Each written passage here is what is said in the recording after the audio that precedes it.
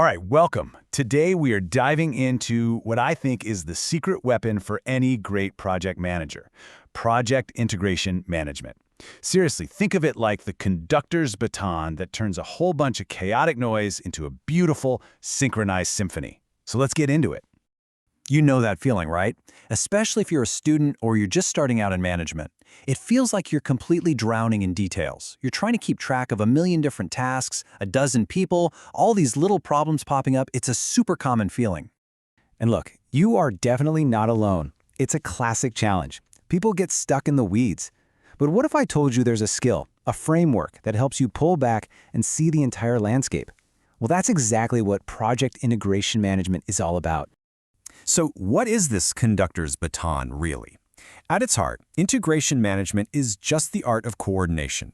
It's how you make sure every single piece of your project, the budget, the team, the schedule, all of it, is working together in perfect harmony. So here's our game plan for today.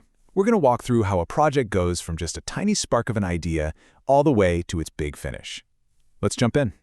First up, let's talk about the baton itself. This is all about getting the big picture, understanding the fundamental moves a project manager has to make to keep the whole orchestra playing together and sounding good. Now, this diagram shows the 7 core processes of integration management. Don't stress about memorizing all of these right now. The big idea here is that there's a clear, structured path that takes a project from start to finish. We're actually going to break down some of the most important steps as we go. Okay, so where do projects even come from?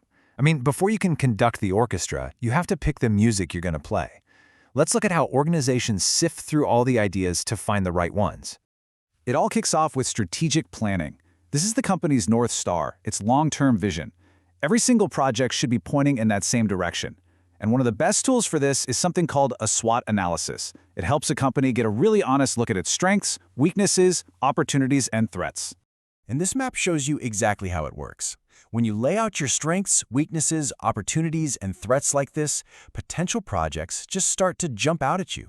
For instance, you see a strength like strong technical skills, and you pair it with an opportunity like a current client wants us to bid on a new project. Boom, that's a potential project right there. But here's the catch, right? Every single organization has way more ideas than they have time, money, or people to actually do them. So the big question becomes, how do you choose? How do you pick the winners? Well, that's where these project selection methods come in handy. And today, we're going to zoom in on 2 of the most powerful analytical tools that businesses use: financial analysis and weighted scoring models. First up, net present value, or NPV. It sounds complicated, but it answers a really simple question. What is future money worth today? Think about it. A dollar you get next year is worth less than a dollar in your hand right now because of stuff like inflation. NPV cuts through all that and lets you compare projects by calculating their total value in today's dollars. Let's make this real. Here we have 2 different projects. You can see their costs and their benefits are spread out over 3 years. Just looking at these raw numbers, it's kind of tough to tell which one is actually the better bet. But the second we run those numbers through the NPV formula, the answer is crystal clear. Project 2 has a net present value of over $2,000, while Project 1 is just barely positive. So the rule is simple. The higher the NPV, the better the investment. Project 2 wins, hands down. But what if money isn't the only factor? That's where a weighted scoring model is so useful. This tool lets you grade projects on a bunch of different criteria. You get to decide what's most important. Maybe supports key business objectives gets a high weight. Then you score each project on each criterion and calculate a total. And in this example, you can see Project 2 wins again with a final score of 78.5. Okay, so we've done the hard work and we've picked a project. Awesome. Now it's time to create the master plan, the detailed blueprint that's going to guide everybody from the very start to the very end.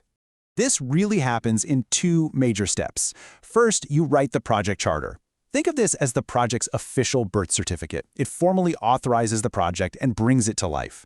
Then you develop the project management plan. And if the charter is the birth certificate, this is the detailed sheet music for our entire orchestra. It tells every single person on the team what they need to do. And now we get to the real heart of it all, running the show.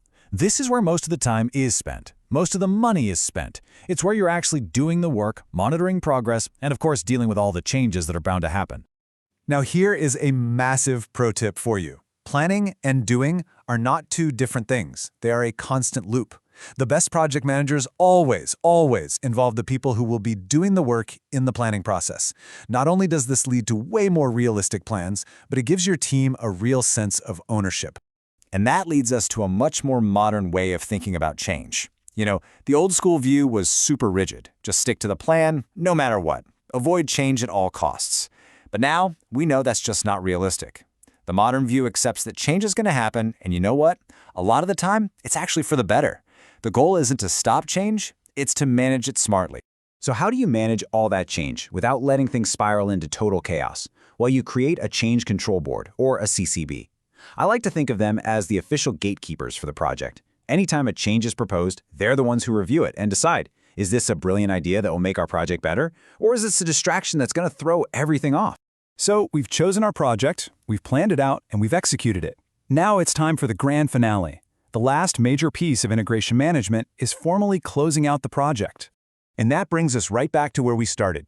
You can see the whole journey here. From that very first note, the project charter, to the final bow when you close the project, these 7 processes are the conductor's playbook for a perfect performance. This is how you turn a simple idea into a huge success. So as you move ahead, whether it's in your classes or in your career, just remember this. You're not just a manager of tasks and timelines. You are a conductor of ideas. And the real question is, what great idea will you conduct next?